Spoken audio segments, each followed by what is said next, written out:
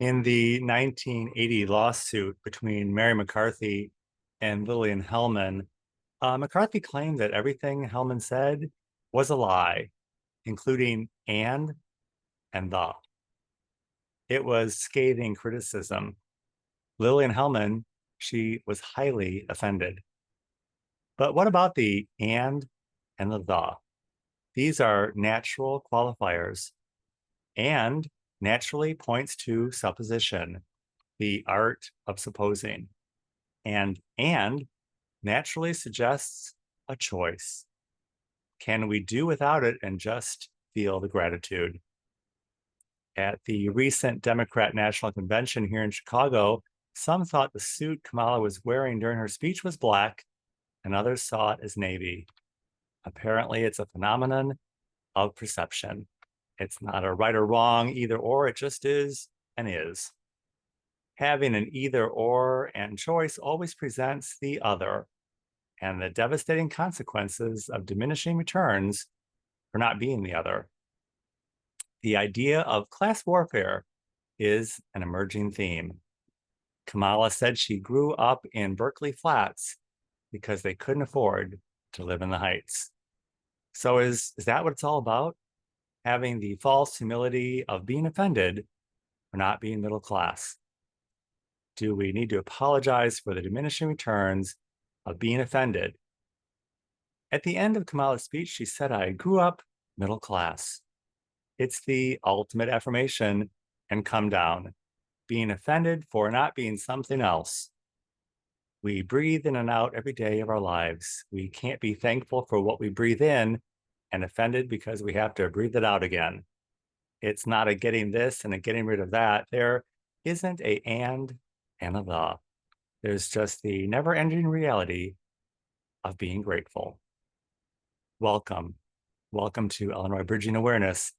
I'm Stanley Smith. We've been on this journey together now for almost 4 years, trying to find our way. We're zoning in on the idea of gratitude. It's not all lollipops and puppy dogs. Moderating who we are and becoming a better version of ourselves.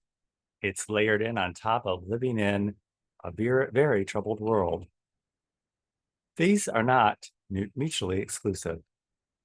In a recent article in the American Thinker online magazine, author Kevin Schrum says we can respond in 3 different ways to the implosion of Western civilization.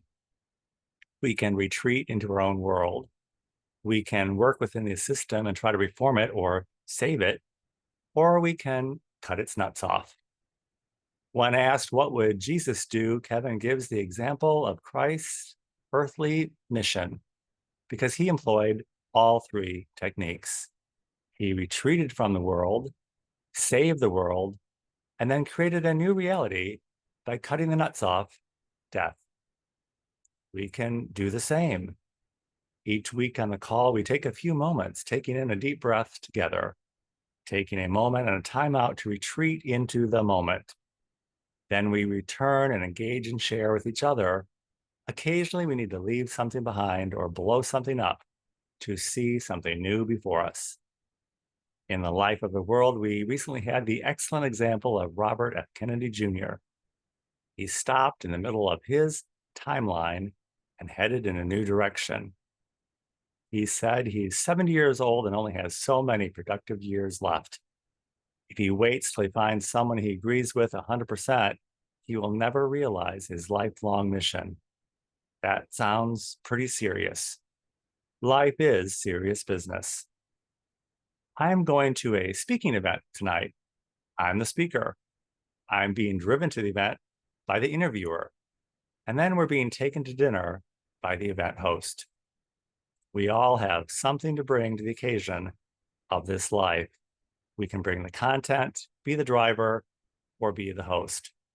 Sometimes we're in the middle class, and other times we're in the flats. No one can do it all.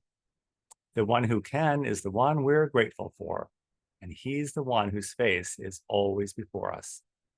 We pursue other gods, the gods of and the.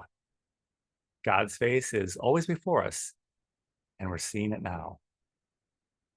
please join us at Illinois Bridging Awareness. The Saturday call is every Saturday at 9 a.m. Central Time on Zoom.